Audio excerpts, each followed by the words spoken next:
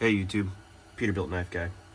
Today I'm going to do a little video on some of my past experience with hand forging stuff. When the typical forged and fire craze happened, I was kind of interested in blacksmithing before that, but more into blacksmithing and not bladesmithing.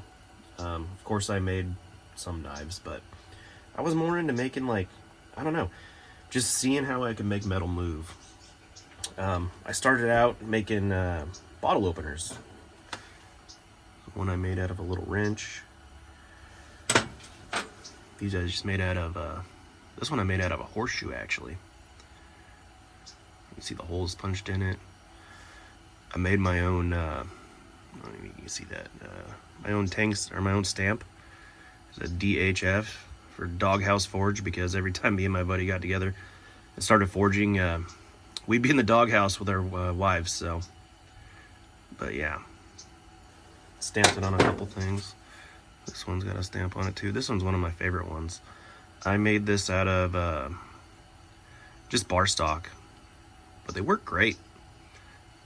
Looped it around, just trying new things. Just, it is an art to move metal with a hammer, hot metal, and make it do what you want it to do.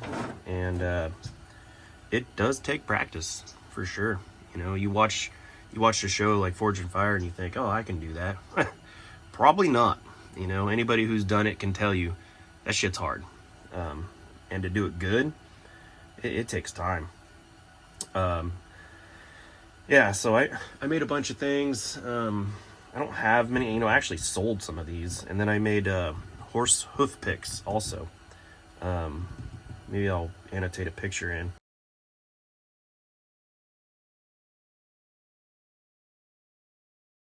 Yeah, these are my bottle openers that I kept. They work great. Those. When you're getting started, you find any kind of high carbon steel and you bang on it. So this is one of the unfinished wrench knives I made out of a 3/4 inch wrench. Let's see, I have another one. I have this one I made too. This one was heat treated and tempered and then left in my shop to rust away. I did a bunch of edge testing on this, and these USA made wrenches, they got some good high carbon steel in them. I've pounded this through metal and stuff. It's dull because I purposely tried to dull it, but I was shocked with how well that held up. I mean, they're usable. I mean, you could probably skin with it, but I mean, that's not that comfortable in hand. Probably could put a handle on it, but I was just messing around. I wasn't really trying to make anything, drink some beer and bang on hot steel. And I'll tell you what, you're having a bad day and you go beat the crap out of steel, you feel better after that. Here's some first attempts at a railroad spike knife. They're not super high carbon.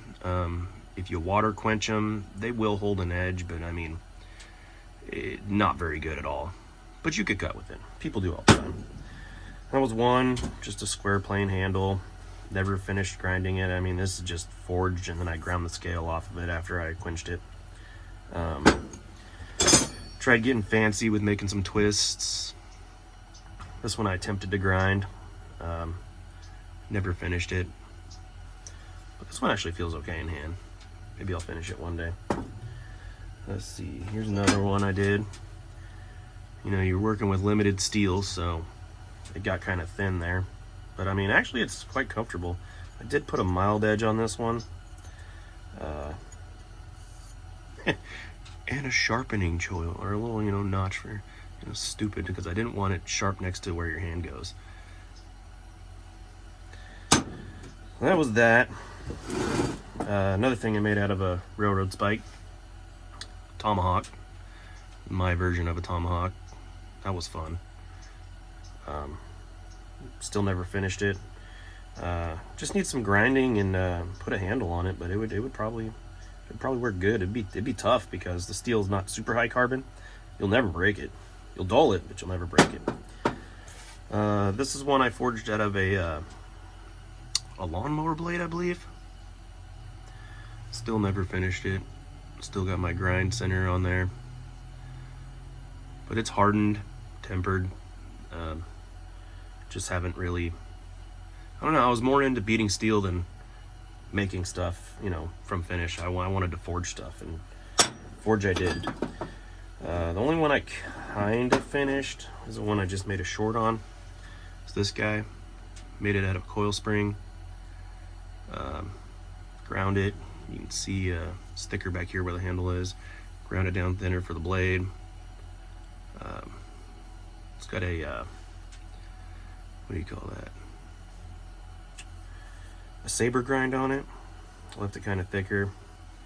Convex edge on there. I just resharpened this thing. It actually holds an edge really good.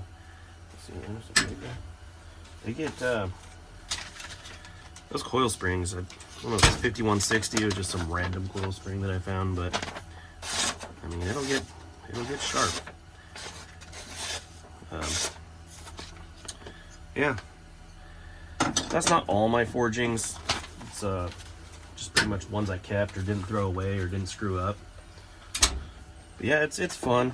I kind of liked forging. It's definitely funner with a friend, and unfortunately the guy I did it with,